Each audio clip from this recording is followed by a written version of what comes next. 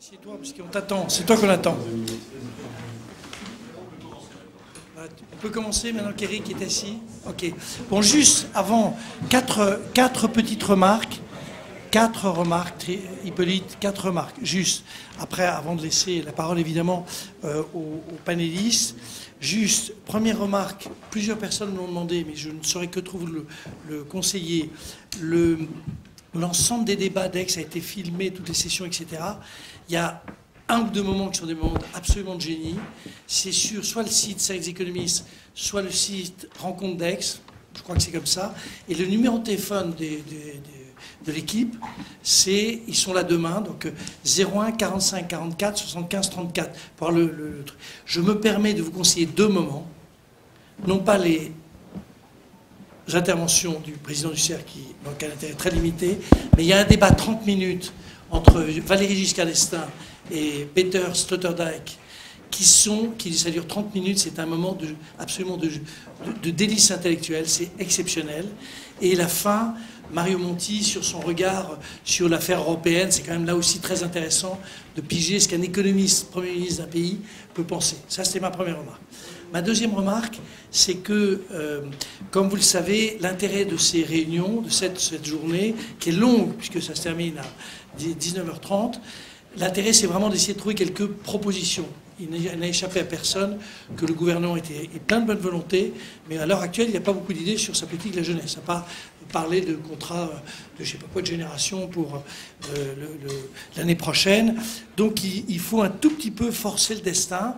Dans la déclaration finale des rencontres, la seule proposition qui a été applaudie par la salle, il y avait peut-être, je ne sais pas, 700, 800 personnes, c'était la déclaration sur le contrat unique le contrat pour les jeunes, le contrat de travail pour tout le monde, le même.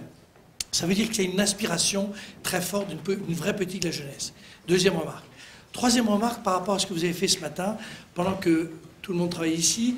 Moi, j'ai été à un autre endroit où vous travaillez aussi, qui s'appelle le CORA, où il y avait un débat sur l'épargne de long terme. Donc, ça ressemblait étrangement au sujet que nous avons traité ensemble, notamment avec la dernière session et l'ami Jérôme Glachant.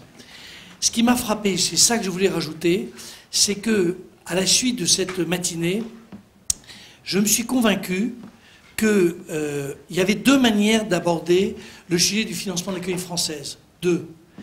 Il y a la manière FFSA, qui est assez normale d'ailleurs, qui insiste d'abord sur la fiscalité de l'épargne long terme. C'est une logique, ils font leur job et je comprends ça très bien. Et nous avons été plusieurs économistes ce matin à dire le sujet majeur, c'est d'abord de s'interroger sur la nature même de l'investissement que nous souhaitons, du financement de l'investissement que nous souhaitons voir réapparaître dans un pays comme le nôtre, qui a un déséquilibre, qui a un problème, disons, d'activité qui est majeur. Et donc, au lieu de se poser a priori le problème de la fiscalité, posons-nous le problème d'abord j'allais dire, des besoins de financement qui sont nécessaires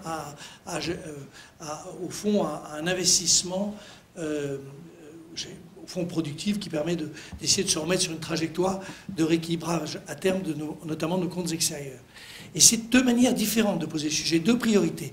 L'un va avec l'autre et l'autre va avec l'un, mais la manière dont on pose le problème, d'abord en premier les besoins d'investissement, d'abord en premier le financement de la fiscalité de l'épargne, ça n'est pas du tout la même chose. Et au fond, ça m'a perturbé. Je suis évidemment d'accord avec moi-même, avec tous les économistes présents, sur l'idée qu'il faut privilégier, au fond, ce qu'on appelait dans ma jeunesse un tableau d'opération financière.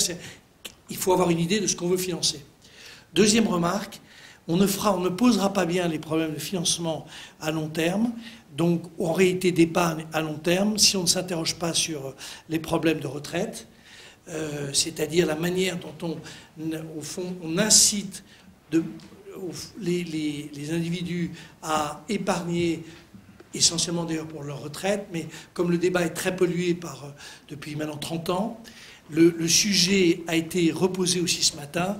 Il faut qu'on arrive à évoquer de manière, j'allais dire, très transparente ce débat sur les retraites. Et c'est la raison pour laquelle, même s'il faut 20 ans pour le mettre en place, le dispositif, il y en a peut-être d'autres, hein, mais l'objectivation par un système de retraite par points, c'est une manière déjà de traiter le sujet de manière transparente, objective. Alors il y a des sujets énormes à régler, donc c'est très long. Immédiatement, il y avait un gars de la CFDT, sympa comme tout, qui a dit, mais ça veut dire le système unique de retraite, etc. Je lui dis, arrête tes conneries, on en a pour 20 ans. Il faut d'abord poser le problème de l'objectivation, la transparence des sujets, que les gens sachent à quel moment ils vont prendre leur retraite et de quoi ils disposeront. C'est ça qui est majeur. Pardon de revenir sur ces deux points, mais comme il y avait vraiment une table ronde vraiment de gens très intéressants, syndicalistes, économistes et assureurs vie, je pensais que c'était très important de porter à la connaissance de cette noble assistance. Voilà, je vous remercie et je cède la parole à Isabelle, j'imagine. Merci infiniment. Alors, j'attends le top départ de la technique pour savoir si tout est en place. C'est bon, merci beaucoup. Donc, un programme chargé cet après-midi puisque nous avons 6 sessions, ça veut dire 6 thématiques, ça veut dire 6 débats. Donc, je suis un peu confuse, mais je risque d'être assez sévère sur les temps de parole. D'ailleurs, j'ai préparé mon petit rappel. Donc, sans plus tarder, nous allons entamer cette première discussion de l'après-midi qui s'appelle en fait Débat 4 dans votre programme et donc qui s'intitule Vieillissement et âge de départ à la retraite, où nous allons avoir le plaisir d'entendre Jean-Olivier Hérault, professeur à PSE, Paris School of Economics et chercheur associé à la chaire de transition démographique de Dauphine. Vincent Delsart, directeur du département du développement et des relations institutionnelles de la direction des retraites de la Caisse des dépôts, sera notre discutant, ainsi que Gérard Cornillo, directeur adjoint au département des études de l'OFCE. Donc 10 minutes pour chacun. Donc, merci beaucoup pour invitation, donc cette participation donc, à ces travaux autour de la question du vieillissement. Donc, moi, je vais, comme c'est indiqué dans le titre, parler de vieillissement et marché du travail des seniors. Pourquoi et comment travailler plus longtemps? Donc, c'est une question qui est, je dirais, dans le débat en France depuis longtemps. Hein. C'est une question autour des retraites qui a été posée, je dirais, au milieu des années 80, si on remonte au premier rapport, et qui depuis donc ces années est au cœur du débat public en France. Alors moi, la première chose que j'aurais envie de dire, c'est que la question du vieillissement, bien sûr, elle concerne le système de retraite par répartition. Deuxième chose, le système de répartition, comme système de retraite, pèse, bien sûr, est extrêmement important dans cette question du vieillissement.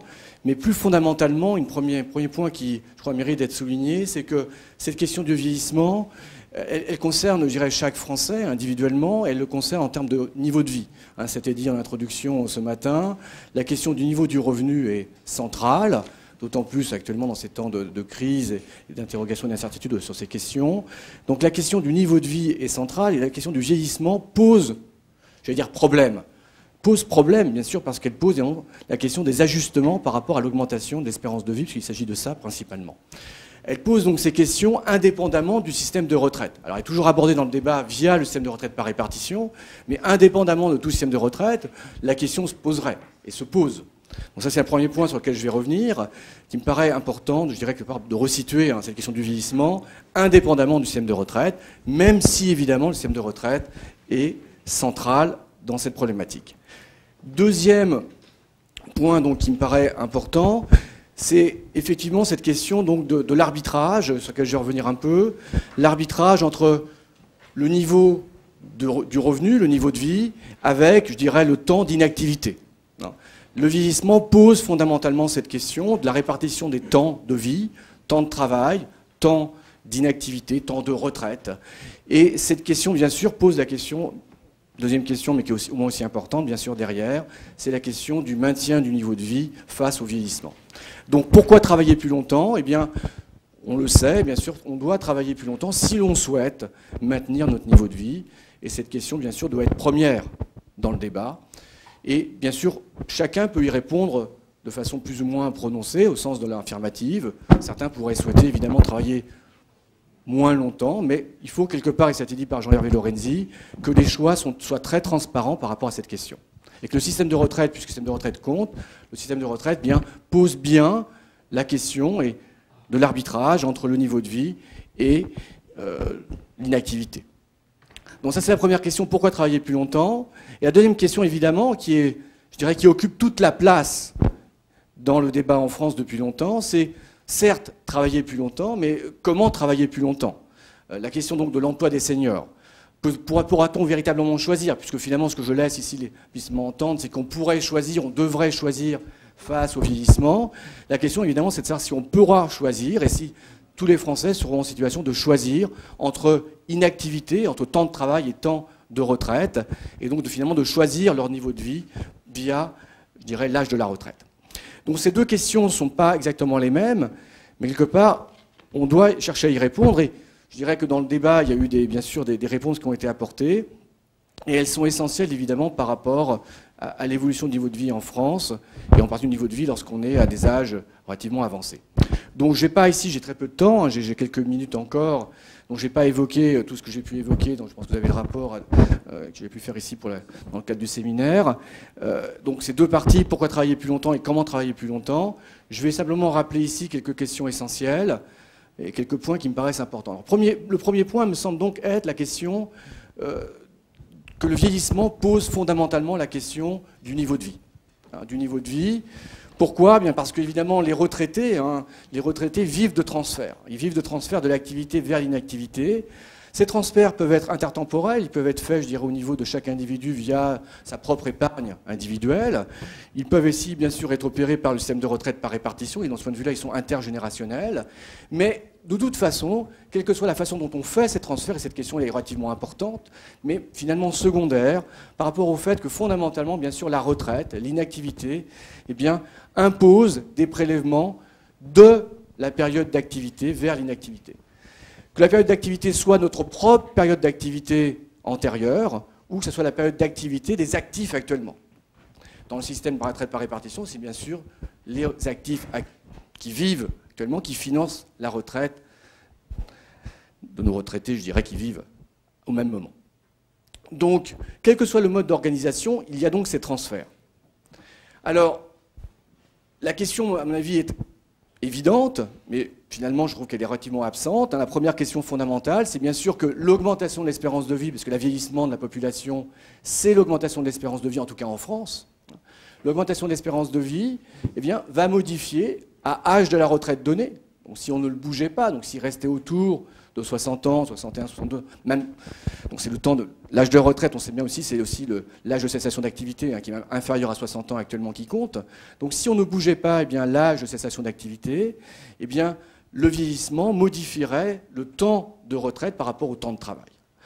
Alors ça, c'est fondamental, parce qu'une façon de le dire, et j'ai pas beaucoup de temps pour le dire, mais finalement, j'aime pas forcément ces images de gâteau et de partage du gâteau, mais là, quelque part, je trouve qu'il est assez éclairant, puisque finalement on finance tout par l'activité, y compris donc la retraite, eh bien évidemment la taille du gâteau dépend de la période d'activité, uniquement.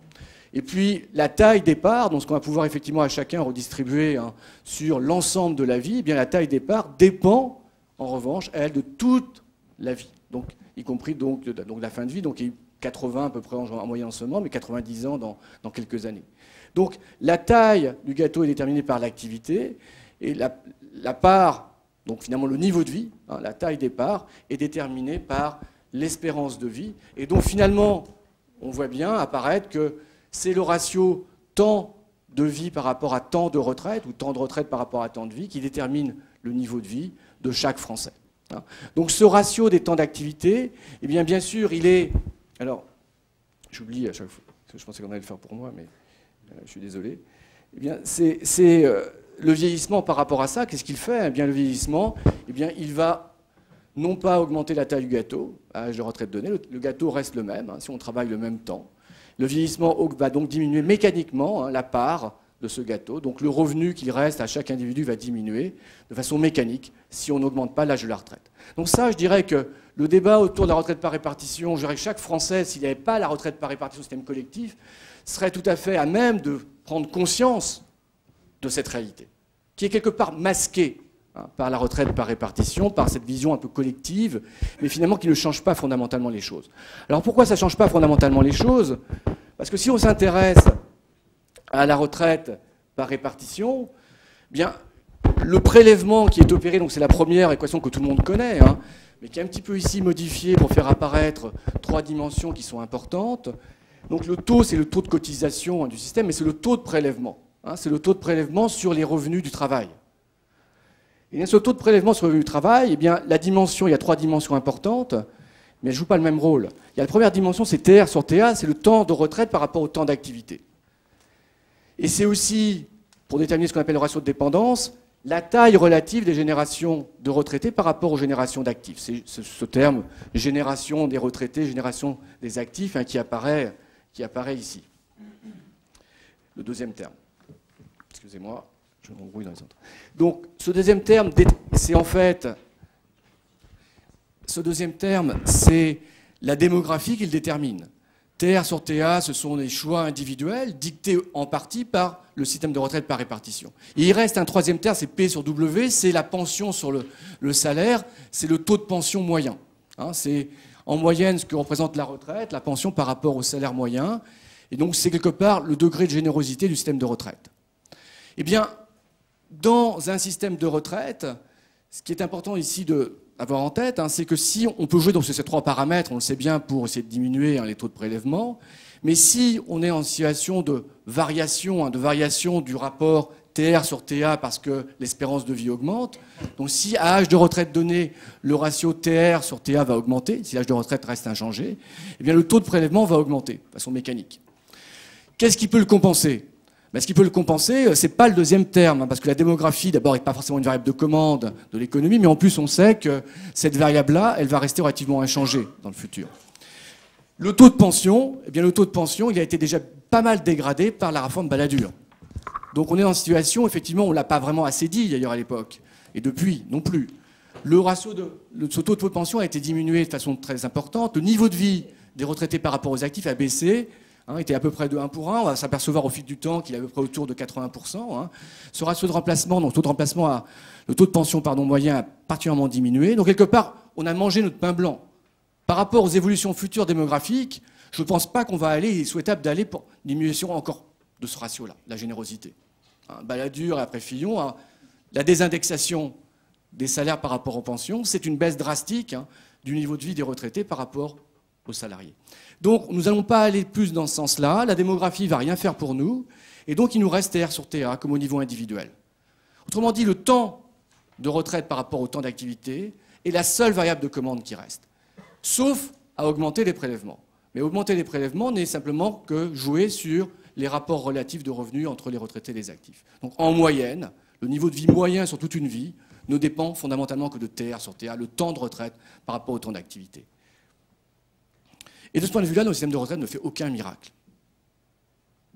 Donc, il va falloir, donc, si on veut maintenir notre niveau de vie, eh bien, augmenter notre temps de retraite pour maintenir inchangé le temps de retraite par rapport au temps d'activité. Ça, c'est, je dirais, ancré dans la réforme 2003, la réforme Fillon, hein, qui finalement d'ancrer l'âge de retraite par rapport à l'espérance de vie. Donc, quelque part, la réforme de 2003 est vraiment une réforme fondamentale. C'est vraiment la bonne réforme qu'on a eue, pas celle, bien sûr 93 avait déjà fait le travail en termes de durée de cotisation, mais en termes d'indexation, hein, du ratio TR sur TA, temps de retraite sur temps d'activité, c'est bien sûr la réforme Fillon qui est vraiment fondamentale. Donc de ce point de vue-là, est-ce qu'on peut travailler plus longtemps? Elle a été critiquée à l'époque, parce que je me souviens de débats en 2003 qui étaient toujours les mêmes. On ne peut pas augmenter l'âge de la retraite parce que l'emploi des seniors est faible. Donc ça, je pense, de ce point de vue-là, les choses ont un peu évolué. C'est une absurdité totale de dire cela. Et je vais en redire quelques mots. Pourquoi? Parce que si le taux d'emploi des seniors est faible, c'est que l'on mélange en France encore les 55-59 ans avec les 60-64 ans. Les 60-64 ans font l'essentiel de la faiblesse du taux d'emploi des seniors. Encore une fois, nous aurions un taux d'emploi des 55-59 ans comme dans les pays scandinaves, eh bien nous aurons un taux d'emploi des seniors très faible, parce que simplement moins de 20% des Français travaillent, alors que plus de 50% travaillent dans les autres pays. Donc nous avons choisi collectivement, hein, en 1900, différentes périodes, je vais y revenir en quelques mots sur les causes. Non, malheureusement, on ne va pas pouvoir y revenir parce qu'on est... D'accord, mais je vais dire simplement... Temps de parole écoulé. J'en suis sûr que ce n'est pas Jean-Hervé qui m'a mangé un peu mon temps de parole. Donc, je vais juste conclure sur ce point-là. 13 minutes. Tout à fait. Donc je vais revenir sur ce point-là. Le taux d'emploi des seniors est faible. à cause donc de l'âge de la retraite, et donc globalement, parce que nous avons choisi, c'est le résultat d'une politique publique. Donc maintenant, quelque part, il faut inverser la tendance, et inverser la tendance, c'est inverser l'âge de la retraite. Donc déjà, bien sûr, les réformes ont été dans ce sens-là, on les a citées, augmentation des durées de cotisation, et même l'âge légal, donc 62 ans récemment, 2010. Et surtout, également, il faut revenir, donc le meilleur instrument de la politique d'emploi des seniors, c'est l'âge de la retraite. Ce n'est pas des histoires sur les ressources humaines. Bon, certes, ils doivent accompagner, mais l'ancrage et l'instrument essentiel, c'est l'âge de la retraite. Donc l'aberration totale du débat en France, c'est de dire ne bougeons pas l'âge de la retraite parce que l'emploi des seniors est faible. C'est une absurdité totale. Donc le deuxième point que j'ai souvent évoqué, c'est que non seulement l'âge de la retraite pèse sur les 60-64 ans, mais il pèse aussi sur les 55-59 ans par un effet horizon qui est très fort, et que ce n'est pas l'âge biologique qui compte, c'est l'âge social. La distance à la retraite est essentielle. Je ne vais pas faire ce point-là, j'en ai fait parler, c'est un point important. Et dernier point, non seulement nous avons donc l'âge de la retraite, mais nous avons encore de la pré-retraite en France. Pas public, nous avons changé, mais le système d'allocation chômage des seniors joue comme une retraite publique. Nous n'avons pas eu de réforme. Les partenaires sociaux ne veulent pas toucher à cela, pour des bonnes raisons, que ça permet effectivement de gérer de façon relativement consensuelle les ajustements de l'emploi dans les entreprises. Et donc, à partir de 57 ans et demi, 58 ans, on peut partir à la retraite, en pré-retraite, et rester jusqu'à maintenant 67 ans. Parce qu'on a un dispositif qui permet, si on a 3 ans d'allocation des seniors standards, on peut atteindre 60 ans et demi, mais en 61 ans. Et à partir de cet âge-là, on peut rester avec un taux plein, je dirais, d'allocation chômage, jusqu'au taux plein de la retraite. Donc c'est une pré-retraite qui ne dit plus son nom, déguisée, et qui pèse très fortement dans le contexte social français, et qui pèse fortement sur le taux d'emploi des 55-59 ans. Donc pour résumer, quelque part, notre résultat taux d'emploi des seniors, quelque part, est un choix public, souvent au nom de l'emploi des jeunes, mais plus fondamentalement au nom de l'emploi des 30-54 ans, qui sont ainsi protégés du chômage. Et donc, de ce point de vue-là, il faut inverser cette tendance, donc par l'âge de la retraite, et enfin réformer, je dirais, le système d'allocation chômage des seniors, qui est une question difficile à réformer, mais qu'il faudra quand même traiter comme dans tous les autres pays européens. Merci beaucoup. Nous avions donc plutôt le point de vue donc de la conséquence de l'âge de départ à la retraite par rapport à l'emploi des seniors. Et donc là, on va plutôt voir la conséquence de l'âge de départ à la retraite par rapport à la gestion des retraites, donc par Vincent Delsart, et peut-être d'autres remarques éventuelles suite à l'intervention de Jean-Olivier Hérault. Oui, tout à fait. Alors moi, je vais apporter, on va dire, le regard du gestionnaire sur ces questions en fait d'articulation entre activité et retraite et âge de départ en retraite. Alors comme vous le savez certainement, parfois on ne le sait pas assez, la Caisse des dépôts est un gestionnaire important de régimes de retraite en France, hein, puisque nous gérons environ une 50aine de régimes, les plus connus étant en fait la CNRACL, l'IRCANTEC, le régime des ouvriers d'État. Nous assurons également la gestion administrative du régime additionnel de la fonction publique, ce qui nous donne, j'allais dire, une forme de compétence et d'expertise sur des systèmes de retraite très très différents. Il y a des systèmes évidemment intégrés, bases et complémentaires, des systèmes tout simplement de base, des systèmes tout simplement complémentaires, des systèmes supplémentaires, des systèmes en points, des systèmes en annuité. Et donc cette compétence nous donne, j'allais dire, une vision un peu d'ensemble des différentes techniques d'acquisition des droits à la retraite. Alors un point qui peut-être peut intéresser l'assistance aujourd'hui, c'est que dans le cadre en fait du plan stratégique de la direction des retraites et de la solidarité de la Caisse des dépôts, nous avons donc décidé de relancer en fait une fonction étude en économie de la retraite. Nous avons démarré donc il y a maintenant quelques semaines nos travaux. Nous avons en fait la conviction que cette connaissance des différents systèmes de retraite existants peut nous permettre en fait d'apporter une contribution au débat public sur le sujet de la retraite et peut nous permettre éventuellement même d'être force de proposition sur un certain nombre de réformes. Alors là, moi, je vais vous parler en fait aujourd'hui d'un début de travail qu'on a commencé à faire en fait sur le comportement de départ des agents donc qui sont aujourd'hui qui relèvent du régime de la CNRACL. Ce sont donc des fonctionnaires territoriaux et hospitaliers. Donc la CNRACL, c'est 2 millions de cotisants pour 1 million de retraités. Ah, il y a beaucoup. Voilà. Alors, juste un point, parce que sur cette slide, à mon avis, il y a une seule chose vraiment très importante à retenir, c'est la part en fait des plus de 55 ans dans la population active. Aujourd'hui, en fait, elle est de 12,4%. et on vient d'en parler, le taux d'emploi en fait des 55-64 ans en France, il est quasiment de 40%, sachant que l'objectif en fait qui avait été fixé au niveau européen, c'était qu'on soit plutôt autour de 50%. Alors quand on regarde un peu donc c'est vraiment le regard du gestionnaire, hein. Quand on regarde la pyramide des âges des cotisants à la CNRACL, donc évidemment c'est une population qui est quand même très, très féminisée, on s'aperçoit aussi qu'il y a quand même une grosse bosse entre 45 et 55 ans, c'est-à-dire que nous avons une population qui effectivement est vieillissante. Quand on regarde ce que ça donne en proportion, aujourd'hui les 55 ans et plus représentent 12% dans la fonction publique hospitalière, 17% dans la fonction publique territoriale. Mais ce qui est peut-être plus intéressant, c'est que cette proportion en fait augmente d'1 point chaque année. Et si on procède, alors c'est très grossier comme projection, si on procède en fait à une projection, une évolution de ce que pourrait être en fait cette composition à l'horizon 2016, on s'aperçoit que selon les hypothèses, on pourrait être autour de 14-18%, voire dans certains cas autour de 24-28%, c'est-à-dire une déformation quand même très importante de cette population, ce qui va poser aux employeurs publics, hein, aux collectivités locales et aux hôpitaux des problèmes quand même de management de ces ressources et de maintien dans l'emploi donc de ces personnes, de ces seniors. Et on pense notamment au sujet de pénibilité dans des emplois tels que aides-soignantes, infirmières dans les hôpitaux.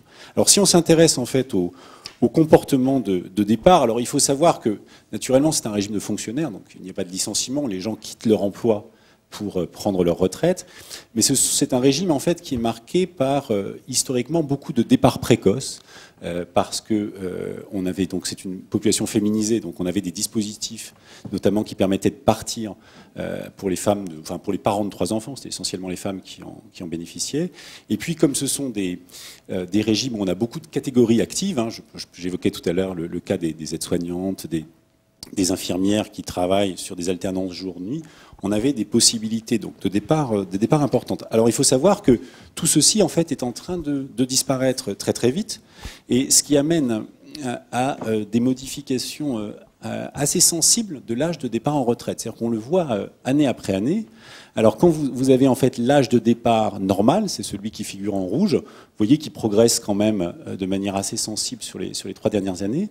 Et puis vous avez l'âge de départ précoce qui lui baisse, parce que ça c'est l'effet d'aubaine amené par la fin du dispositif pour les mères de famille de 3 enfants. Donc il faut savoir que ce dispositif en fait a pris fin au 1er juillet 2011, ce qui a amené énormément en fait de mères de famille de 3 enfants à bénéficier de ce départ en retraite. Donc on a un effet, j'allais dire, un peu conjoncturel sur 2011, mais on s'aperçoit quand même que les comportements de départ en retraite évoluent de manière rapide, d'année en année. Alors, ça, c'est une étude qu'on a fait en fait par cohorte, c'est-à-dire qu'on a pris les cohortes qui sont parties à la retraite ou qui sont en train de partir à la retraite, et on voit très nettement que, historiquement, je prends par exemple la cohorte de 1943, vous avez 2 pics de départ, vous avez à 55 ans, c'est les catégories dites actives, et vous avez 60 ans. Et en fait, les gens, ils partent à 55 ou ils partent à 60 ans. Mais ils ne restent pas après. Quand vous regardez sur 46 ou simplement même 47, donc là on est sur une génération qui est même maintenant quasiment complètement partie à la retraite, on a des chiffres qui sont extrêmement différents. C'est-à-dire que vous avez vu, on a une génération qui ne part plus qu'à 30% de 60 ans. C'est-à-dire qu'on a une vraie dispersion. Les gens qui pouvaient partir à 55 ans, donc petit à petit en fait, reculent leur âge de départ en retraite. Ceux qui pouvaient partir à 60 ans reculent également leur âge de départ en retraite. Donc on a des effets quand même très très perceptibles de recul de l'âge de départ en retraite. Alors évidemment il y a les effets des réformes, hein, c'est évident. Il y a peut-être aussi d'autres facteurs, notamment des facteurs économiques. Donc ça, ce sont des sujets sur lesquels on est en train de travailler, de mesurer en fait les causalités profondes de ces comportements, de ces modifications de comportement. Mais c'était juste en fait un exemple illustratif de ce que nous on voit au quotidien comme gestionnaire. On assiste objectivement à des modifications de comportement qui sont très perceptibles d'année en année. Et là, pour le moment, évidemment, on ne mesure pas encore les pleins effets de la réforme de 2010 accélérée en 2011, qui auront des effets encore plus perceptibles. Voilà. Merci infiniment. Je passe maintenant la parole à Gérard Cornillot, donc, de l'OFCE. Merci. Ça fonctionne? Oui, ça fonctionne. Oui, bah écoutez, je vais essayer d'être bref, alors que le sujet est quand même d'une assez grande complexité, et que pour le traiter à fond, je pense qu'il faudrait avoir un petit peu plus qu'une dizaine de minutes. Alors d'abord, je voudrais dire que je suis assez d'accord avec ce que nous a exposé Jean-Olivier Ayrault, en tout cas sur la première partie totalement, je dirais à la virgule près, donc j'aurais pas de commentaires particuliers. Je crois qu'il a effectivement parfaitement bien présenté les données du choix collectif qui se présente à nous. Quelle est la taille du gâteau, quelle part pour chacun. Tout ça me paraît tout à fait clair, et j'adhère totalement à cette manière de présenter les choses. Alors après, je serais effectivement un peu plus nuancé sur la deuxième partie de son exposé qui concerne l'évolution du taux d'emploi des seniors qu'on a pu observer au cours des dernières années, mais je pense que il s'agit que de nuances. Alors des nuances peut-être très très fortes sur l'indemnisation du chômage. Je suis pas sûr qu'on puisse aussi facilement que ça revenir sur l'indemnisation des seniors. Je veux dire, ceux qui quittent les entreprises, qui partent en faillite, il faudra bien faire quelque chose. Donc je suis pas sûr que là j'ai pas des nuances un peu plus fortes, mais par contre pour le reste, je veux dire, les nuances sont du genre, je pense que Jean-Olivier voit les choses, voit la bouteille à peu près à moitié vide, c'est-à-dire que les taux d'emploi des seniors augmentent pas assez vite à son gré. Moi j'ai plutôt tendance à voir la bouteille plutôt à moitié pleine, c'est-à-dire qu'il augmente quand même à un rythme relativement soutenu, et on va tout à fait dans la bonne direction. Alors, puisqu'on m'a demandé d'avoir un regard extérieur, je vais essayer de compléter un petit peu ce qui a été dit en présentant deux points de vue. Un premier point de vue sur l'autonomie du politique et de quelle liberté de choix il dispose en matière de choix collectifs et de choix sociaux collectifs. Et puis dans un deuxième temps, je voudrais dire un mot sur la crise qui, à mon avis, change quand même pas mal les données du problème depuis maintenant 4 ans, et probablement pour un nombre d'années dont on ne connaît pas encore le terme, mais qui risque d'être un peu long. Alors d'abord, l'autonomie du politique. Alors, je crois que en matière de retraite, c'est un principe qui implique que la décision sur l'âge du départ, dont on a vu que nécessairement c'est une sorte de décision collective. Je crois que Jean-Olivier Ayrault le dit bien. C'est un horizon collectif qui fixe effectivement un certain nombre de comportements au sein des entreprises, parmi les salariés. Et donc même si on peut essayer de faire en sorte qu'il y ait plus de liberté individuelle dans le choix effectif de l'âge de départ à la retraite, malgré tout, l'âge de la retraite reste une décision collective. Et dans ce domaine, je pense que le choix qui est fait doit résulter de la délibération politique. Et ce que l'expert a à dire sur cette question, c'est en gros fixer les conditions de soutenabilité des choix collectifs. Alors, c'est bien connu, je veux dire, en matière de retraite, la soutenabilité, c'est la BAC du corps, vous savez, qui présente l'espace des triplets soutenables entre niveau des pensions, âge de départ à la retraite et taux de cotisation. Je veux dire, il y a un certain nombre de triplets soutenables. Il y en a qui ne sont pas, évidemment. Il y a, par exemple, la baisse des cotisations, la réduction de l'âge du départ à la retraite et l'augmentation du niveau des pensions. C'est pas un choix soutenable. Donc ça, on peut le dire de manière très claire. Et donc, on peut fixer l'espace des choix soutenables. Mais au fond, je veux dire, dans ces espaces-là, on n'a pas de raison de privilégier un choix plutôt qu'un autre. C'est effectivement le choix de la société de dire si elle préfère avoir des gâteaux plus grands, des tailles plus petites. Il faut pouvoir en effectivement. Puis la deuxième condition, dont je dirais qu'elle est technique, pour que les choix soient soutenables en matière d'âge de la retraite, c'est évidemment une condition qui porte sur le financement du dispositif.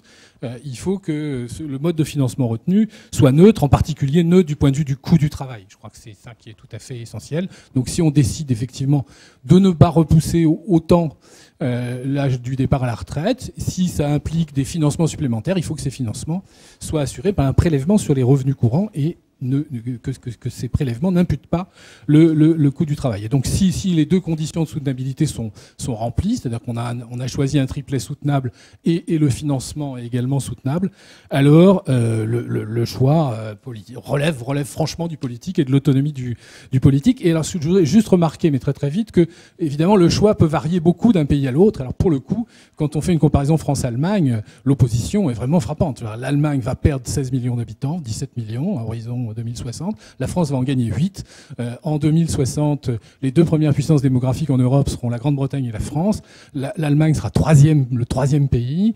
Évidemment, l'Allemagne a un vieillissement plus important que la France et la Grande-Bretagne. Bien entendu, les triplets soutenables ne sont pas les mêmes en France et en Allemagne, et donc il n'est pas absurde qu'on fasse des choix différents.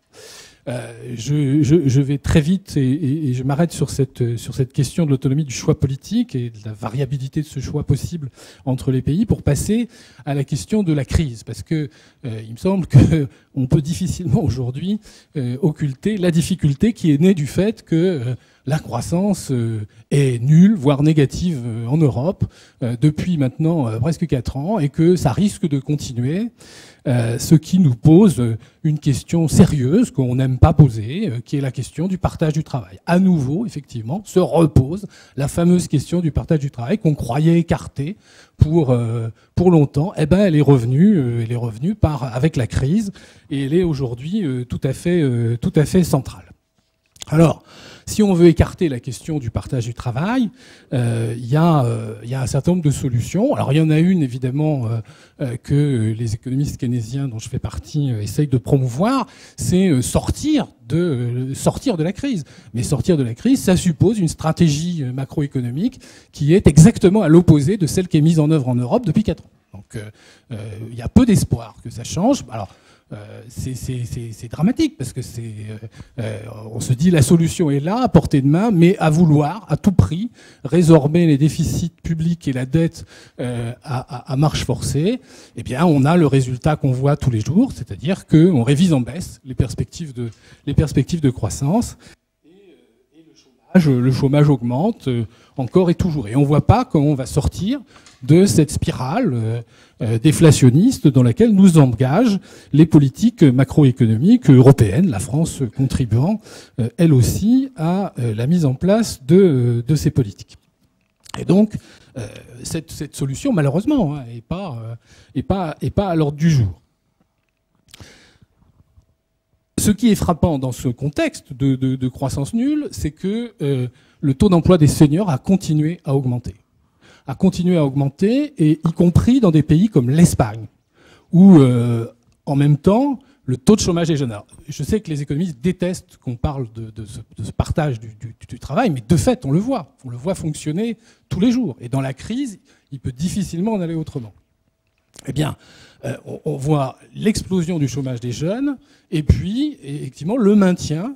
Les politiques, les choix politiques qui ont été faits en matière d'âge de la retraite sont efficaces. Ils ont mordu sur le taux d'emploi des seniors. Ce taux d'emploi des seniors continue à augmenter, si bien qu'on pourrait caricaturer les choses en disant, en gros, comme c'est à peu près les baby-boomers qui sont en train de quitter le marché du travail, eh bien, les baby-boomers, ils ont commencé par évincer leurs parents quand ils étaient jeunes en les mettant en pré-retraite dans les années 80, et maintenant, ils sont en train d'évincer leurs enfants qui ne peuvent pas rentrer sur le marché du travail parce qu'ils repoussent de plus en plus le moment où ils vont quitter l'activité. Alors, c'est une caricature, bien entendu, mais c'est pour essayer de vous faire comprendre que on est bien face à une difficulté et que aujourd'hui, compte tenu de la rareté en matière d'emploi, on a bien on n'arrive pas effectivement à faire en sorte qu'on ait à la fois une baisse du chômage des jeunes, une augmentation du taux d'emploi des seniors. Ça ne peut pas fonctionner, et donc qu'on le veuille ou non, on est face à une question de partage de l'emploi. Alors quelles sont les solutions? Alors il y a une solution libérale. Le marché sait partager le travail. Il le fait en permanence. Quand on explique que la flexibilité du marché du travail permettrait de résoudre la question, on explique simplement que en libérant effectivement les forces marchandes, on baissera le coût du travail. C'est cette baisse du coût du travail qui va permettre de créer des emplois. On aura plus d'emplois, chacun des employés. En moyenne, les salaires auront baissé, le coût du travail aura baissé. Et donc on aura bien partagé le travail et les revenus du travail. Donc il y a cette solution libérale qui est, je vais aller très très vite, qui est effectivement celle qui est plus ou moins privilégiée par les programmes d'ajustement dits structurels. Mais il faut avoir conscience que c'est bien une politique de partage. La deuxième solution, c'est d'accepter effectivement le partage collectif et donc de rediscuter à nouveau de ce point de vue-là, de la question de l'âge de la retraite, mais aussi de la durée hebdomadaire du travail, de la durée annuelle, du volume de gâteaux qu'on souhaite avoir, hein, puisqu'on n'est pas capable de mettre en place des politiques économiques qui permettent d'étendre la taille du gâteau. Eh bien, on peut effectivement rediscuter de la manière dont on partage les choses. J'ajoute qu'un certain nombre de gens pensent qu'effectivement, il ne faut pas que la taille du gâteau augmente, pour des raisons environnementales, etc. Il y a même des gens qui pensent qu'il faut réduire la taille du gâteau, parce que la planète n'est pas capable de supporter une production de plus en plus importante. Et que donc la question peut être aussi discutée dans ce contexte-là. Et enfin, dernier point, j'ajoute que nos instruments de mesure de la taille du gâteau ne sont pas neutres. Vous savez que le PIB n'est pas une mesure du bien-être. On le sait depuis un certain nombre de rapports. L'OCDE aujourd'hui propose des mesures alternatives. Donc on peut rediscuter aussi, il n'y a aucune raison de ne pas le faire dans un cadre collectif et dans un cadre politique, de la pertinence des solutions qui visent à maintenir le pouvoir d'achat absolument. Je veux dire, est-ce que c'est un choix qu'on veut assumer collectivement ? C'est tout à fait possible, mais il faut le dire. Il faut que ce soit fait de manière transparente. Alors, le problème, c'est qu'on n'a plus aucun instrument pour faire ça. Donc, ma dernière conclusion, c'est quand est-ce qu'on va recréer le commissariat général au plan, qui était effectivement le moyen de discuter collectivement de ces questions. Merci beaucoup. Alors, je vois que la salle réagit. Il y a un monsieur qui a levé le doigt avant vous. Je vais peut-être... là, voilà. Après madame et monsieur. Oui, merci beaucoup. Juste deux petites remarques et puis une question. Peut-être présentez-vous. Ah, pardon, excusez-moi. Xavier de Hiturbe, je suis donc DRH de restructuration et spécialisé dans tout ce qui est gestion, emploi des compétences, notamment des seniors. Donc, en fait, la question que je voulais... D'abord, la remarque que je voulais faire, c'est que le pourcentage d'emploi des seniors de 55 à 65 ans est peut-être de 40% en France aujourd'hui contre 45% en moyenne et 50% au traité de Lisbonne. Mais il faut dire que ce chiffre en masque un autre qui est beaucoup plus dramatique, c'est le pourcentage d'emploi des seniors de 60 ans à 65 ans qui, lui, est de 17,9% en France contre 34% en Europe. Ça veut dire, en gros, 2 fois moindre. Statistique d'ARES 2009, enfin sur des chiffres 2009. Donc, Monsieur Hérault, vous parliez tout à l'heure effectivement du taux d'emploi des seniors à partir de 60 ans. C'est un problème qui est dramatique. Et Monsieur Cornillo, excusez-moi, mais il n'y a pas vraiment de raison d'être très optimiste. Je ne sais pas de combien il augmente depuis 2 ou 3 ans, mais pour moi, c'est absolument dramatique. Donc, deuxième point. Alors, c'est la question que je pose. Vous n'avez pas mentionné, aucun de vous trois, la question de la compétitivité des seniors par rapport aux non-seniors. C'est-à-dire le couple rémunération-productivité tel qu'il est perçu dans les entreprises. Parce que là, une des raisons pour lesquelles les seniors ne sont pas employés aujourd'hui, à tort ou à raison, c'est qu'ils sont perçus comme étant trop coûteux par rapport à ce qu'ils rapportent. Et pourquoi ça ? Parce que on continue en France à augmenter les rémunérations régulièrement, contrairement aux pays anglo-saxons où on lisse les rémunérations à partir de 50 ans. Et que se passe-t-il si on ne vérifie pas que la compétence a augmenté proportionnellement à la rémunération ? Le couple rémunération-valeur ajoutée du senior se détériore au profit des catégories non seniors. Donc c'est sur quoi il faut travailler aujourd'hui. Et je voulais donc vous entendre là-dessus. Merci. On va prendre plusieurs questions. Madame, monsieur, le micro. Merci. Anne-Marie Guillemard, Université Paris-Descartes. Je voulais revenir sur l'exposé de Jean-Olivier Hérault pour dire que je suis d'accord entièrement d'accord avec lui, jusqu'à sa conclusion sur le fait que l'âge de départ, je pense que c'était l'âge effectif de départ et non pas l'âge de liquidation de la retraite, là-dessus je crois qu'on est d'accord, que c'est l'âge de départ qui est l'horizon et que donc pour augmenter le taux d'emploi et avoir plus de seniors en emploi, il faut jouer sur cet horizon. Pour moi, je suis sociologue, donc peut-être que ça explique en partie, dans cette noble assemblée d'économistes, ma différence. Moi, il me semble, et mes travaux comparatifs me conduisent à le dire, il me semble que l'horizon qui vaut et qui explique les comportements, c'est l'horizon, les comportements des employeurs et des salariés, notamment, c'est l'horizon en emploi. Et donc, ça appellerait une politique d'emploi. Et donc, les réponses ne me semblent pas être du côté de la réforme des retraites pour régler ce problème. Et le cas de la Finlande le montre bien, parce qu'ils ont commencé par des politiques d'emploi avant de réformer leur retraite en 2005. Donc, les réponses en termes de politique d'emploi me semblent tout à fait essentielles. C'est ouvrir des horizons en emploi, ça veut dire largement faire des politiques préventives, non plus en termes de gestion des âges, donc c'était le deuxième point sur lequel je voulais demander l'avis du panel, c'est-à-dire changer radicalement notre mode de gestion des âges et notre mode de distribution des temps sociaux. Plus de gestion par l'âge, parce que quand on compare, on s'aperçoit que la France a une gestion segmentée par l'âge, beaucoup plus que les autres pays, mais une gestion des parcours et une gestion préventive des parcours tout au long du cycle de vie. Cela m'amène à un constat sur lequel je voudrais poser une question au panel.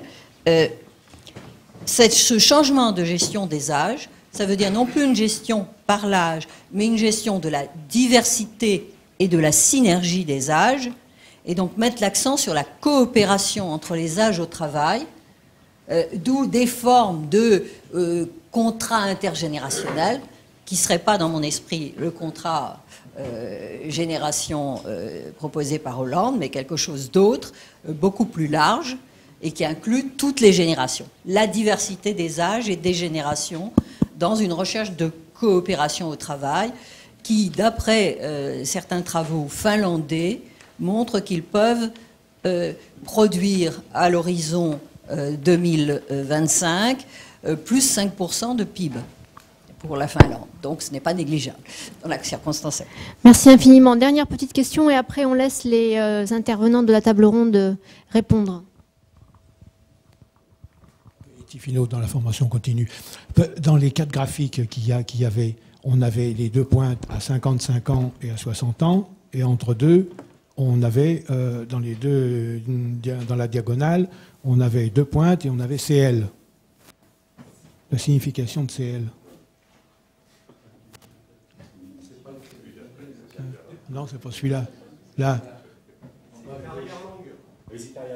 Ah, d'accord. Ok. Juste une réflexion, c'était de passer du prévisionnel au préventif, ça serait bien. Les réactions de la table ronde. Bon, plusieurs. Enfin, moi, ce qui est très. Il y avait un certain consensus, y compris dans ce qui a été fait ici à la Caisse en termes de résultats, et c'est toujours très intéressant de voir l'impact des réformes. Ce qui apparaît très clairement, c'est quand même que changer les institutions, changer les barèmes, changer les dispositifs légaux qui encadrent le départ à la retraite, ça marche. Je me souviens quand même de débats, enfin même c'est encore dans le débat, la preuve, j'ai vu la réaction de certains, c'est qu'on voit effectivement que l'efficacité du changement des dispositifs, dans ce qu'on appelle des changements paramétriques, appelons ça paramétrique, souvent c'est un peu caricatural, mais enfin moi ça ne me gêne pas de dire paramétrique, je pense que ça fonctionne très bien. Je pense que les Français sont très sensibles à la durée de cotisation, aux changements législatifs sur les carrières longues. Alors après, ça fait monter effectivement les dispositifs au départ. Le changement de dispositif par rapport à 2010, par rapport aux femmes, 3 enfants, on voit bien qu'en anticipation. Enfin, ce que je veux dire par là, c'est que ce que les économistes, et là par rapport à ce qui parfois est reproché aux économistes, je pense qu'en France, si ça ne marchait pas, c'est qu'on ne faisait pas ce que préconisaient les économistes, en gros. Et quand ça marche, effectivement, je pense que effectivement, les dispositifs, les incitations et les pénalités, eh bien, ça fonctionne particulièrement bien pour les départs à retraite. Parce qu'il y a bien une décision économique, qui n'est pas une décision, je dirais, en passant, qui est extrêmement réfléchi chez les Français, c'est bien sûr le départ à la retraite. Et je pense effectivement que ces dispositifs pèsent de tout leur poids dans les départs à la retraite. Après, sur l'âge de départ, après 60 ans, pourquoi après 60 ans on n'a pas de Français qui travaillent? C'est pas à cause du salaire, c'est qu'on est encore dans un système où effectivement les Français partent effectivement encore majoritairement à 60 ans parce que le taux plein effectivement arrive à 60 ans. C'était encore le cas, la réforme de 2010 n'a pas produit ses effets, et donc on a un système où on désincite évidemment les Français à continuer plus longtemps. Il y a une question de normes sociales, on a les surcotes, mais les surcotes ont été un peu passées sous silence, pas assez suffisamment mises en avant par la réforme en 2003. Donc pourquoi on ne travaille pas après 60 ans? Parce qu'on part à la retraite, et c'est un choix délibéré d'offre de travail, où la demande de travail n'a pas grand-chose à voir. Donc fondamentalement, massivement. Et on ne leur offre pas après de possibilité de travailler après, ensuite. Bon, évidemment, bon, bien sûr, enfin la pénalité en tout cas, tu as travaillé. Si on a finalement la retraite, bien sûr, mais si on n'a pas la désutilité du travail, et en plus on a la retraite, effectivement le choix est très économique. C'est de départ, tout à fait logique. Donc on ne travaille pas à cause de ça. Alors ce schéma-là il est intéressant parce que, vous voyez pas, mais c'est une chose qui a été faite à la DARES, mais en tout cas sur ces questions salariales, ça c'est la dernière ligne, elle est ici. Lorsqu'on interroge les chefs d'entreprise, est-ce qu'on leur demande, est-ce que pour vous, un senior par rapport à un jeune, est-ce que c'est un inconvénient ou au contraire un avantage d'être quoi? Alors, expérience professionnelle et savoir-faire, on sent bien que les seniors sont plutôt avantagés. C'est cette première ligne, c'est en bleu. C'est les seniors, puis en vert, c'est les jeunes. Bien sûr, le coût salarial qui est souvent mis en avant, on voit finalement ici que ça paraît pas très, très fortement.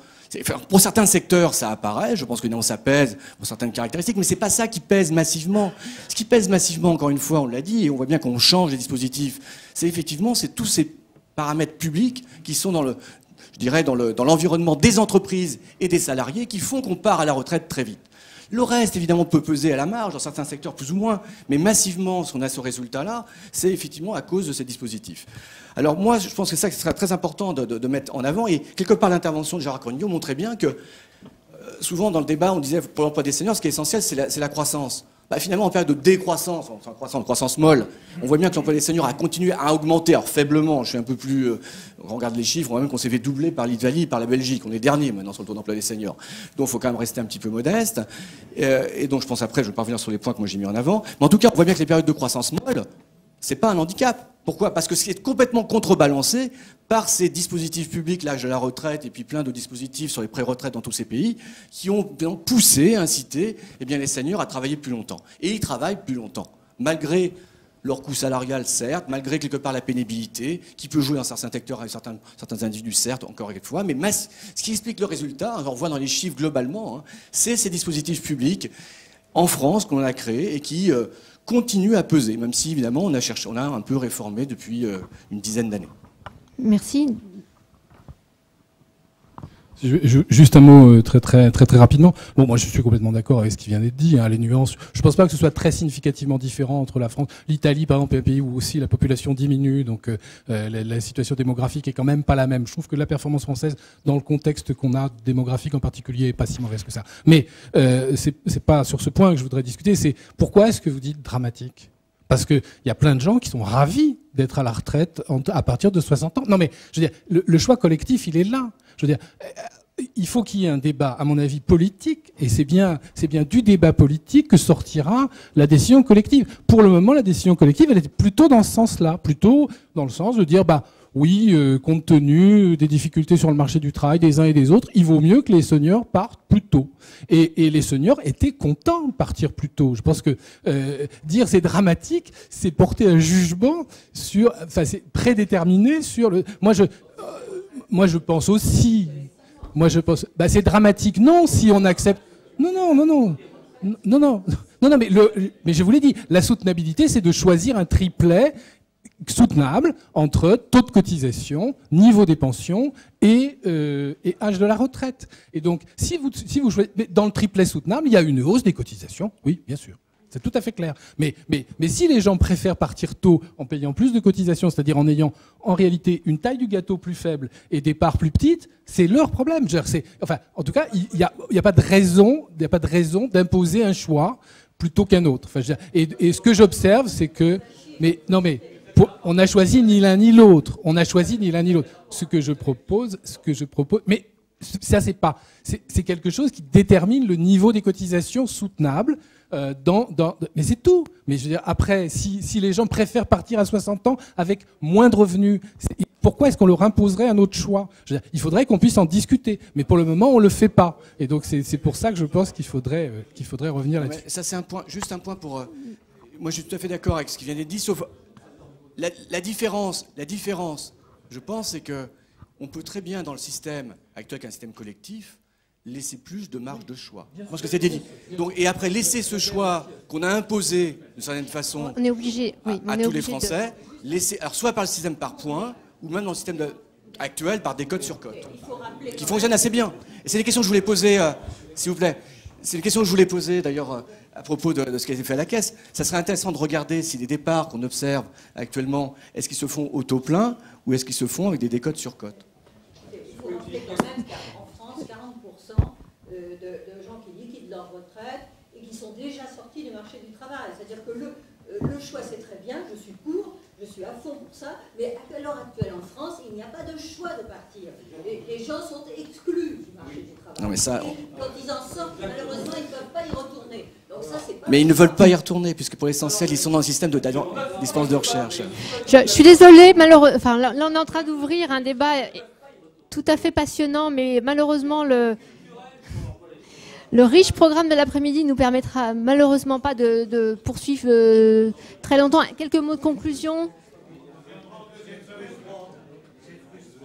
Ben, je suis d'accord. on fera une conférence sur ce thème-là en particulier. Ben, non, mais on a 5 autres thèmes. Hein.